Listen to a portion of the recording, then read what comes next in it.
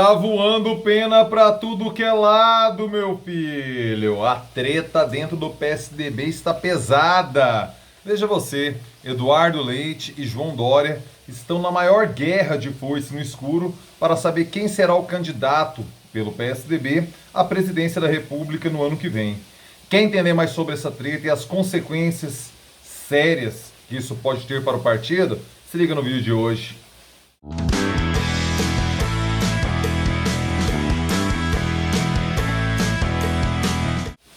Fala aí, rapaziada! Tudo beleza? Bora gravar o vídeo de hoje, segunda-feira, dia 18 de outubro de 2021. Começa aquele pedido clássico e tradicional. Inscreva-se aqui no canal, assine o sininho, notificações na fita. Por quê? Porque aqui é vídeo novo todo dia. Como é vídeo novo todo dia, o YouTube te avisa assim quando pinta coisa nova por aqui. E todo dia pinta coisa nova por aqui, beleza? Então vamos lá. Inscrição feita, notificações feitas, mais de 7.500 membros no canal. De joelhos, muitíssimo obrigado a todos vocês, todas vocês que me acompanham aqui diariamente no canal. Ó, beijo pra vocês. Vamos lá, vamos bater nos 10 mil, bora crescer. Obrigado a todos vocês que acompanham por aqui. Rapaziada, primeiro a gente precisa contextualizar o que está acontecendo no PSDB numa perspectiva histórica, certo? O PSDB é um partido que surge com uma costela progressista do MDB, do então PMDB. Por quê? Naquele contexto, no estado de São Paulo, todos são os quadros clássicos do PSDB, era aquilo que se considerava a esquerda do PMDB, nos anos 80, certo? Então você tem ali Mário Covas, Montoro, Fernando Henrique Cardoso, Zé Serra. Era uma ala mais à esquerda que se incomodava com o domínio que Orestes Quercia tinha no PMDB paulista naquele momento. Então, nesse contexto, eles saem, Geraldo Alckmin se filia já nessa primeira leva de tucanos, e vão buscando quadros do PMDB que não se vinculavam àquela lógica que o partido estava tomando, principalmente após a lavada das eleições de 1982. Quando o PMDB ganha de norte a sul do país, e sendo aquele, realmente, pelas urnas, o ocaso real da ditadura militar se dá em 1982. A partir daí, cara, é só uma tentativa de tentar salvar os dedos ali, entregando os anéis e salvar os dedos da ditadura militar, porque a gente já tinha clareza que aquele projeto era fracassado, certo? Somente alguns lunáticos achavam que ainda tinha viabilidade a permanência do regime ditatorial no país. Não tinha. 82 foi a prova disso. O PSDB surge nesse contexto. Em 1989 eles lançam Mário Covas a candidato à presidência da República. Ele tem uma participação digna, mas que não o garante no segundo turno. Mário Covas apoia o Lula no segundo turno, um apoio tímido. Muitos petistas, inclusive, responsabilizam o não engajamento real de Covas na campanha petista como responsável pela derrota do Collor. Eu acho essa leitura um pouco exagerada. Eu acho que Mário Covas foi até onde dava para ir. Não sei se o engajamento real de Mário Covas mudaria o cenário do segundo turno de 1989. Não tenho convicção disso. Rapaziada, vocês estão pegando um ruído aqui porque tá caindo o mundo aqui em Goiânia. Então, assim, tá rolando trovão, tá rolando uma chuvarada aqui. E vocês sabem que não é por causa de chuva que eu vou deixar de gravar vídeo para vocês, né? Então, o ruído, isso é explicado. Acabou de um trovão, não sei se captou aqui, se rolou isso. É por causa da chuva pesada que está caindo nessa segunda-feira aqui em Goiânia hoje. O que acontece é que nesse contexto, o PSDB, a partir de 1994, quando o partido... Aí no governo Collor teve um debate, o Henrique queria aderir ao governo Collor, queria se transformar em chefe do Itamaraty. Mário Covas e Montoro vetam. Eles não conseguem... Fernando Henrique não consegue impor a sua vontade de se aliar ao governo Collor, o que, olhando agora em retrospecto, foi uma decisão acertada de Covas e Montoro não entrar na barca furada que era o governo Collor, né? Em um contexto muito peculiar da história, em que Fernando Henrique é aquele cara da Kaiser, que a bola bate na cabeça e entra no gol, o baixinho da Kaiser, né? Ele está ali naquele contexto do governo Itamar Franco, se transforma em presidente da República em 94 e 98. A partir daí, o PSDB se transforma no principal nome de oposição aos governos do Partido dos Trabalhadores. Vamos lembrar que, sim, em 98, Fernando Henrique teve uma eleição acachapante, já no primeiro turno, vencendo Lula com muita tranquilidade. Em 2002, José Serra, que é o candidato do PSDB, faz uma campanha escondendo Fernando Henrique Cardoso e praticamente como nome de oposição. E aí, esse foi o grande problema de Serra em 2002, né? Porque se é para votar na oposição, O povo optou por votar em alguém de oposição de verdade, que era Lula. Não alguém governista, que tinha sido ministro Fernando Henrique Cardoso, posando de oposição. E a partir daí o PSDB se perdeu, né?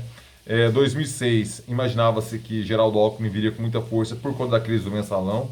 Não foi o que aconteceu. Em 2006, Geraldo Alckmin teve uma das derrotas mais vexatórias. Bom, 2018 excluindo 2018, né? Por que 2006 foi vexatório? Porque ele conseguiu ter menos votos no segundo turno do que no primeiro turno, uma situação muito atípica. Veja você, no primeiro turno você quer tanto de candidato, você vai para o segundo turno, e no segundo turno, disputando mano a mano, você tem menos votos que você teve no primeiro turno. É uma situação muito peculiar, atípica, que Geraldo Alckmin passou. Em 2010, Serra perde para Dilma, né? Naquele processo, Serra liderava as pesquisas de intenção de voto, mas a extrema popularidade de Lula fez com que ele tivesse uma grande capacidade de transferência de voto. Lula já provou ter essa capacidade de transferência de voto por duas ocasiões, em 2010 com a Dilma e em 2018 com a Haddad. Realmente mostra que o Lula e o voto do Partido dos Trabalhadores aparentemente não é da pessoa, é de uma ideia, e o Lula consegue transferir essa ideia, consegue transferir esse voto, como aconteceu em 2010 e 2018, duas ocasiões. 2014 o PSDB não ganha por uma berolinha, que foi a questão, já a Dilma enfrentando os desgastes pós-2013 e também as consequências da equivocada política econômica que ela implantou, que já começava dando sinais que estava degringolando, e isso vem se consolidar de fato em 2015, quando a política econômica de Dilma ela se perde por completo, e é um dos pilares, um dos elementos que levam ao impeachment de Dilma Rousseff em 2016, e a partir daí o PSDB se perde de vez, porque ele vira linha acessória do Temer, tem uma participação aí sim muito vexatória nas eleições de 2018, quando Geraldo Alckmin sequer chega a 5% das intenções de voto em primeiro turno, quando era tido, inclusive pela oposição, o Partido dos Trabalhadores imaginava que Geraldo Alckmin iria tratorar Jair Bolsonaro e iria ser um representante de um voto mais à direita no segundo turno contra o Partido dos Trabalhadores. Não foi o que aconteceu. O bolsonarismo destruiu o PSDB, em particular no seu mais sólido reduto, que é o interior de São Paulo, que é onde Geraldo Alckmin se dá melhor.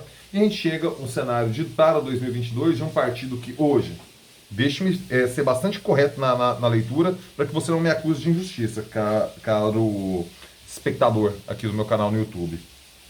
O PSDB hoje, ele tem esse espaço, eu gravo esse vídeo falando dele, por exemplo, a gente debate as questões das prévias do PSDB, muito mais por conta da sua importância histórica do que, de fato, a relevância nacional do PSDB hoje. O PSDB hoje é um partido no Congresso Nacional linha auxiliar do bolsonarismo e com comportamento muito próximo ao Centrão. A um PP, a um Republicanos, a um PL, não tem muita diferença do PSDB em relação a isso não. Embora não podemos negar que governa em estados importantes do país. São Paulo e Rio Grande do Sul são dois exemplos disso. Mato Grosso do Sul é outro exemplo de administração tucana. Então você vê que tem estados de grande peso nacional que são administrados por tucanos.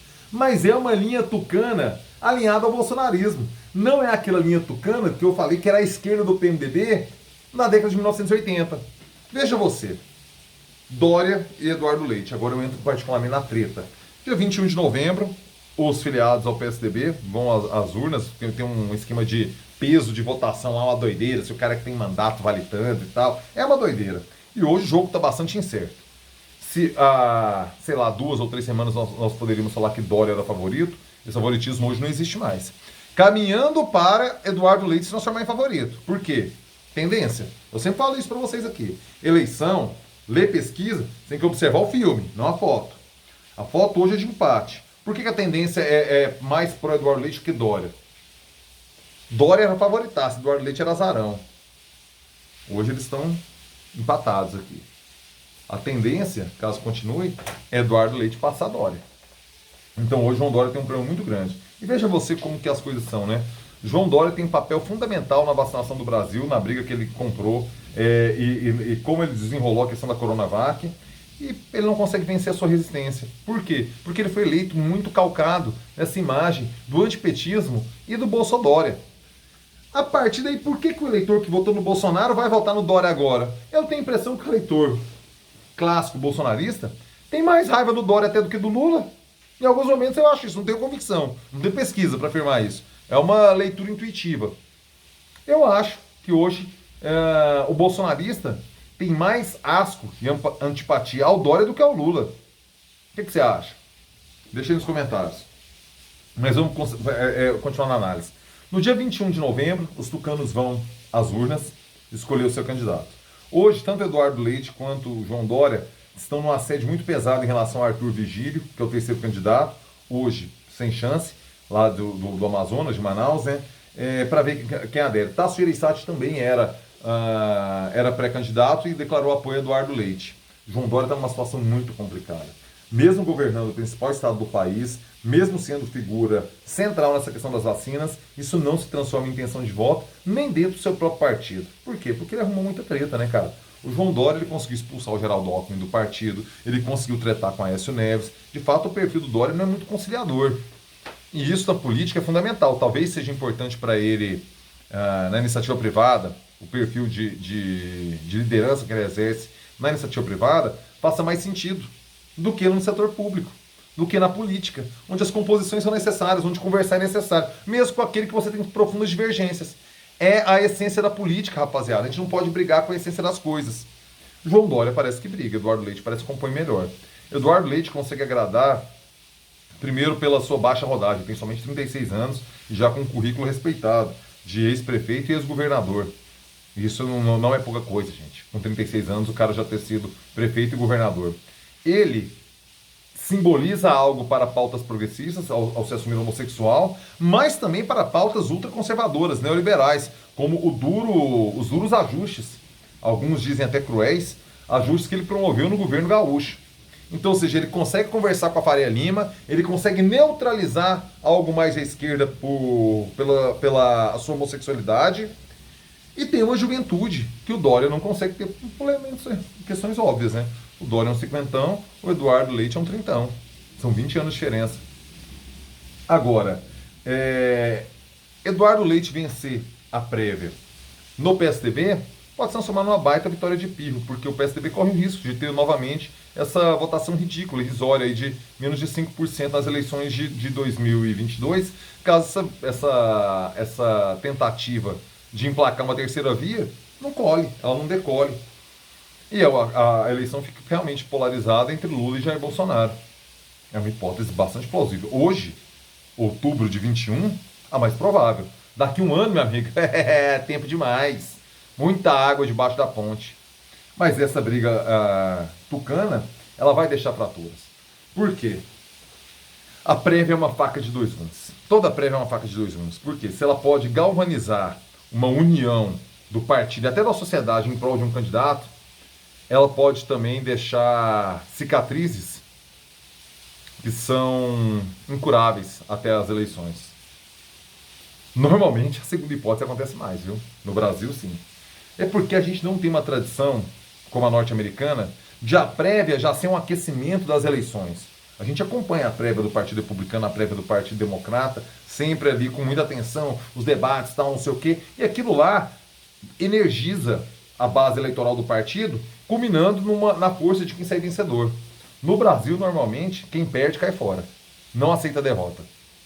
Acusa de um monte de coisa e Dória já está armando um discurso, né? Ele já está questionando o aplicativo que o PSDB criou para fazer a votação, um argumento bem bolsonarista, inclusive, que se aponte as falhas e tudo mais. Agora, pedir voto impresso, eu acho que não é um momento político para isso. Principalmente no momento em que Eduardo Leite trabalha o antibolsonarismo dentro do PSDB como fator de campanha. Embora, a gente saiba, tanto Dória quanto Eduardo Leite digitaram 17 no segundo turno de 2018.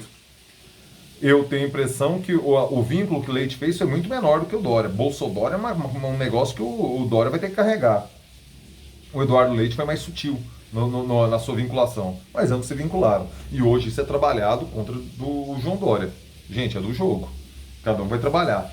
Eu tenho a impressão que João Dória, caso seja derrotado nas prévias, ele sai do PSDB, arruma um partido, arruma uma legenda que lhe garanta a candidatura e sai para perder, porque é a saída digna dele da política.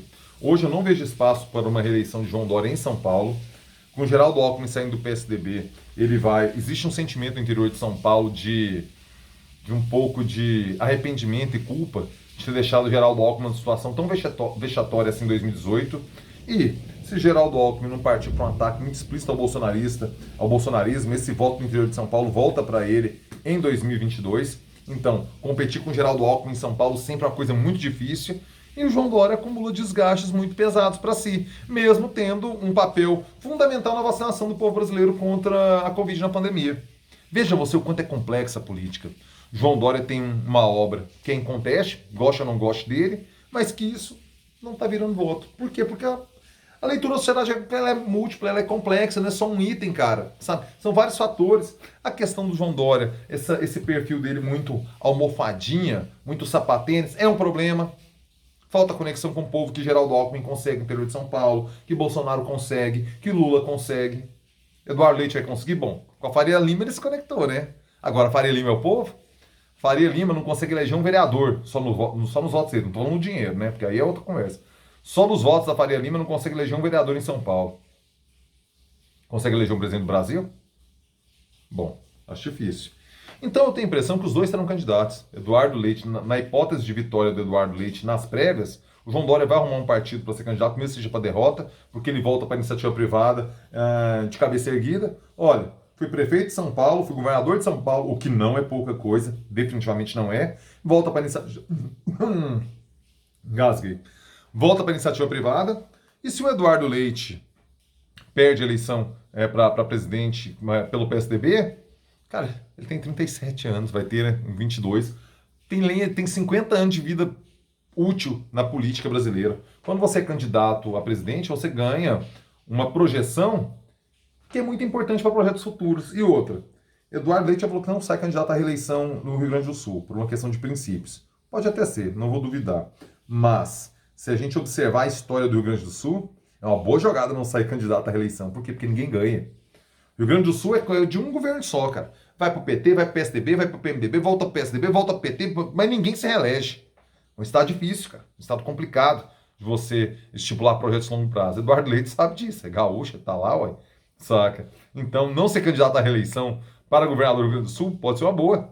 Porque ele dá discurso para ele, de que é contra a reeleição, tal, não sei o quê. Mas também nada garante que vai ganhar, cara. Porque o povo gaúcho parece que não vota em eleição. Compreendem o quão complexo é o cenário? Compreendem que é muito difícil essa briga acabar apaziguada? Essa briga entre tucanos? Compreendeu porque para os dois tem que ser candidato a presidente, para o Eduardo Leite e para o João Dória, para ter uma sobrevida política e sair com dignidade ao fim de processo de 22? Compreenderam tudo isso? Porque para o Eduardo Leite não é um problema ter 5% dos votos. Para o Dória é. Para o PSDB é um problemão. Mas cada um com seu problema, né? Quero saber o que você acha disso tudo. Por favor, comentário aqui na fita. Quero saber sua opinião. Chegou até aqui, meu filho? Like, joinha. Deixa aqui o seu like, beleza? Vamos lá, lá esse final de semana. Sexta-feira eu e o André Rodrigues trocamos uma ideia esperta. Se você não assistiu, assista aí. O papo foi sensacional. Sabadão, eu e Henrique Morgantini trocamos aquela ideia esperta aqui no canal também. Se você não assistiu, assista aí. Mande seu comentário, beleza? Rapaziada, excelente semana chuvosa, tá? Assim, trovão que não para aqui, tá? Não sei se pegou aí. Excelente segunda-feira, excelente semana, termino com o clássico. É nóis.